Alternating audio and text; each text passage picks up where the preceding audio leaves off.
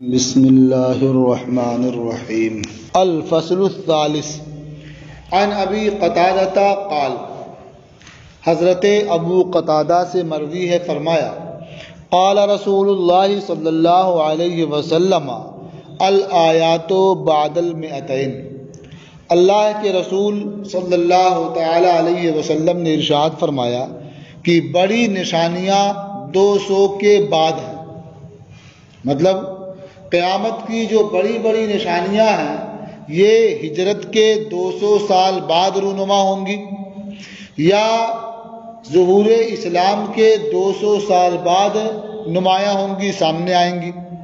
بعض نے یہ بھی کہا کہ یہ 200 سال بعد جو کہا گیا ہے 1000 یہاں اور مقدر ہے، یعنی 1200 کے بعد بڑی بڑی نشانیاں ظاہر ہوں۔ رواہ ابن ماجہ، اسے ابن ماجہ نے روایت کیا ہے۔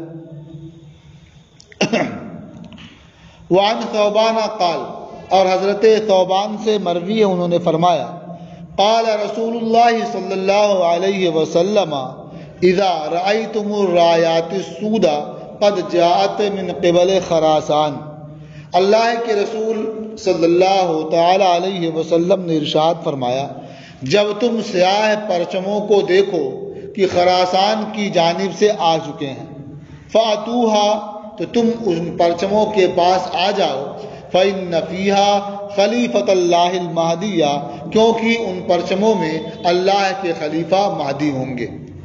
رواہ احمد والبیہقی فی دلائل النبوہ، اسے امام احمد نے روایت کیا اور امام بیہقی نے دلائل النبوہ میں روایت کیا ہے۔ تو اس سے معلوم ہوا کہ امام مہدی کی ایک علامت، ان کے پہچاننے کی صورت یہ بھی ہوئی کہ وہ سیاہ پرچموں کے درمیان تشریف لائیں گے، یعنی ان کے جو معاونین ہوں گے، ان کے ساتھی ہوں گے، الگ الگ دستے کے الگ الگ پرچم ہوتے ہیں تو پرچم اٹھائے ہوں گے۔ تو جب خراسان کی طرف سے سیاہ پرچم تم دیکھ لو تو ان پرچموں کے پاس آ جاؤ کہ ان میں اللہ کے خلیفہ مہدی ہوں گے۔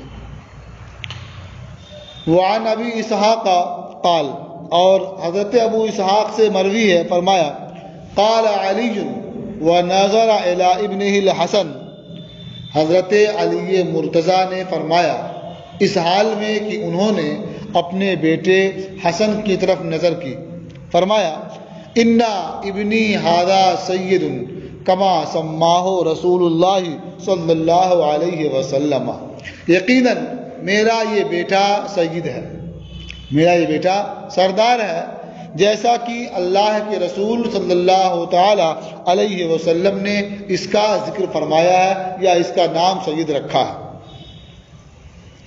وَسَيَخْرُجُ مِنْ صُلْبِهِ رَجُلٌ يُسَمَّى بِاسْمِ نَبِيِّكُمْ، اور عنقریب اس کی نسل سے، اس کی صلب سے ایک مرد نکلے گا جو تمہارے نبی کے نام سے موسوم ہوگا، یعنی جس کا نام وہی ہوگا جو تمہارے نبی کا نام ہے۔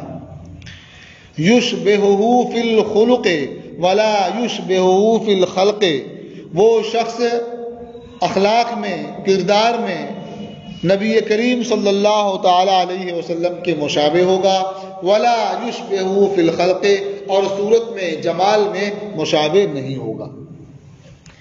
ثم ذکر قصۃ یملأ الارض عدلا، پھر یملأ الارض عدلا کا قصہ ذکر کیا کہ یعنی وہ زمین کو عدل و انصاف سے بھر دے گا جس طرح سے زمین ظلم و ستم سے بھر چکی ہوگی۔ اس میں بھی اشارہ حضرت امام مہدی کی طرف ہے، تو اس سے معلوم ہوتا ہے کہ امام مہدی حضرت امام حسن مجتبیٰ کی اولاد سے ہوں گے۔ بعض نے کہا کہ وہ حسنی اور حسینی دونوں ہوں گے، یعنی ماں کی طرف سے ان کی نسبت حضرت امام حسین کی طرف ہوگی اور باپ کی طرف نسبت کے امام حسن کی طرف ہوگی، تو حسنی بھی ہوں گے اور حسینی بھی ہوں گے۔ رواہ ابو داؤد، اسے ابو داؤد نے روایت کیا ہے، ولم یذکر القصہ، اور جو قصہ ہے یملأ الارض عدلا، اس کا ذکر نہیں کیا ہے، گویا ولا یشبہہ فی الخلق تک ذکر کیا ہے۔ وعن جابر بن عبداللہ قال، اور حضرت جابر ابن عبداللہ سے مروی ہے، فرمایا فقد الجراد فی سنۃ من سنی عمر التي توفي فيها.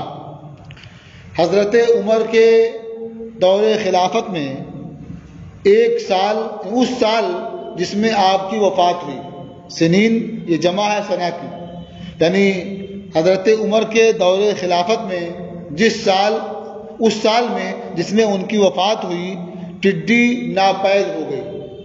فقد الجراد، ٹڈی کھو گئی، مطلب وہ نظر نہیں آ رہی تھی. فَهَتَمَّا بِذَلِكَ هَمًّا شَدِيدًا، تو اس کی وجہ سے حضرت عمر فاروق اعظم بہت زیادہ رنجیدہ ہوئے، فکر مند ہوئے. فَبَعَثَ إِلَى الْيَمَنِ رَاكِبًا، تو انہوں نے یمن کی جانب ایک سوار بھیجا. وَرَاكِبًا إِلَى الْعِرَاقِ، اور عراق کی جانب ایک سوار بھیجا. وَرَاكِبًا إِلَى الشام، اور شام کی جانب ایک سوار بھیجا. کس لیے؟ يَسْأَلُ عَنِ الْجَرَادِ، یعنی ٹڈی کے بارے میں دریافت کرتے ہوئے، یعنی ہر ایک کو بھیجا کہ جا کر کے پتہ لگائیں کہ ادھر ٹڈی کا وجود ہے یا ٹڈی ختم ہو چکی ہے. یعنی مدینہ میں ٹڈی نظر نہیں آ رہی ہے تو ان علاقوں میں بھیجا کہ دیکھ کے آئیں ٹڈی ادھر ہے یا نہیں ہے. حل اوریا منہو شیئا، کیا ٹڈی میں سے کیا کچھ ٹڈیاں دکھائی دے رہی ہیں یا بالکل ناپید ہو گئی. فَأَتَاهُ الرَّاكِبُ الَّذِي مِنْ قِبَلِ الْيَمَنِ بِقَبْضَةٍ فَنَثَرَهَا بَيْنَ يَدَيْهِ، تو وہ سوار جو یمن کی جانب گیا تھا، یمن کی جانب سے ایک مٹھی ٹڈی لایا، ایک مٹھی ٹڈی لایا اور انہیں حضرت عمر کے سامنے پھیلا دیا، بکھیر دیا.